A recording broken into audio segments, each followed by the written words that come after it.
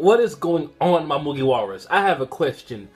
How long do you think it'll be before someone draws some creepy hentai of these new furry chicks? I mean, One Piece truly has something for everyone. There's adventure, laughs, the feels, excitement, and now for the furry fans. But seriously, they kind of impressed me, especially Carrot, just the fact that she dodged Zoro's attack, and we know how quick Zoro can be, and she countered his swords with just her bunny paw claws. That sounds hilarious, but she countered Zoro with her bare hands. That's super impressive, man. Zoro is a beast, so she must be OP as hell as well. And I believe they're called the Mink tribe, which gives me hope that they're not devil fruit related. So these will be like the first talking animals or animal-human hybrid that we've seen, besides maybe the fishmen. But this tribe seems to be more varied. Like, there's already a rabbit and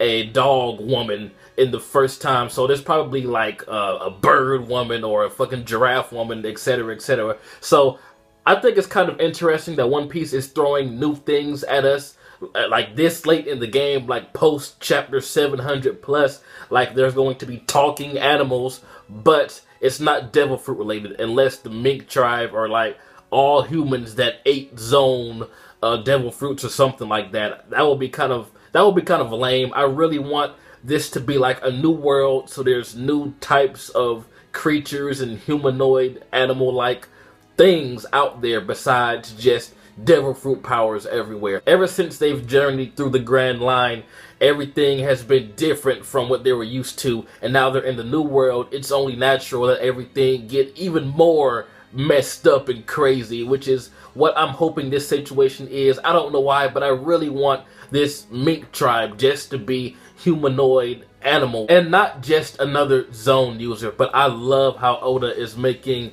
Robin more hilarious. Like, she has some jokes and her character is overall more funny. She's much more relaxed now. Like how when she said that thing, it looked like someone with like a whole bunch of knives sticking in them and they're basically dead.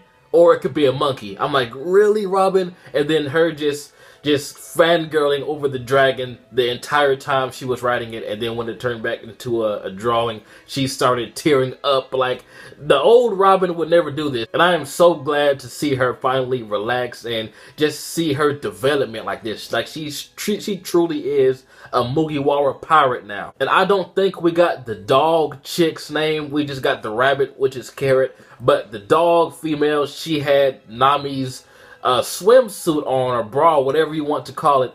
And I could think of a lot of jokes right now, but I'm going to let you guys think about that one yourself. But the first half of this chapter was hilarious with the ninjutsu and the whole dragon scene. They were crying and they screamed his name. It was just really funny, man, and just seeing everyone fangirl over this new world, and they're basically walking on a giant elephant's back. And this world looks fucking beautiful. It looks kind of tropical, but then again, it looks like something from One Piece, which it is, and like, just looking at the art, it screams One Piece, like new adventure in One Piece. I think that's really the best way to describe how this island looked to me. It looks like a brand new adventure in a One Piece arc. It looks like it's going to be a hell of a ride, and just the whale tree, or was that a statue? I don't know what it was. The trees look awesome. The ground's weird because it's elephant skin. It's just something like totally different than what we've experienced so far in this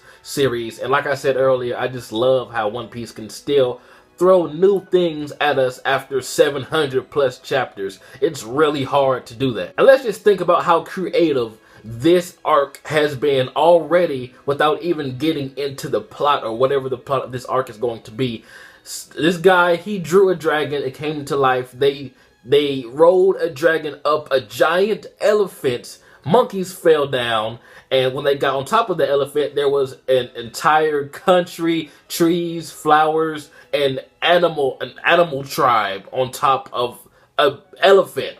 Like, where else could you get this from besides One Piece? And that's what really made this chapter for me. Like, not all that much happened. We got introduced to the Mink tribe, and we finally got on top of the elephant. But I just love how creative One Piece still is after all of these years. But the end of this chapter begs me to ask two very important questions.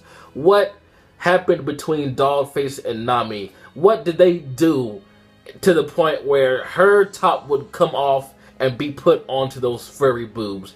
And second, would Sanji still orgasm over these animal chicks? I'm pretty sure he probably still would. But I am so looking forward to this arc. It is a great change from the long-ass Dressrosa arc, because there was nothing but buildings, bricks, and Doflamingo everywhere. Whereas in this arc, it seems like it's going to be, you know, tropical scenery and just beautiful views and like new things that we've never experienced before. And like I said, it's just a welcome pace to One Piece right now. So tell me what you guys think about it. I think I may be looking too much into it, but I really enjoyed this chapter simply because to me it seems like this arc is going to be way different than anything that we've experienced so far before in One Piece. So tell me what you guys thought about this chapter. What happened between Nami and Dogface? Would Sanji bang these animal chicks? This has been jbDAuchiha. Like, comment, subscribe, and I'm out.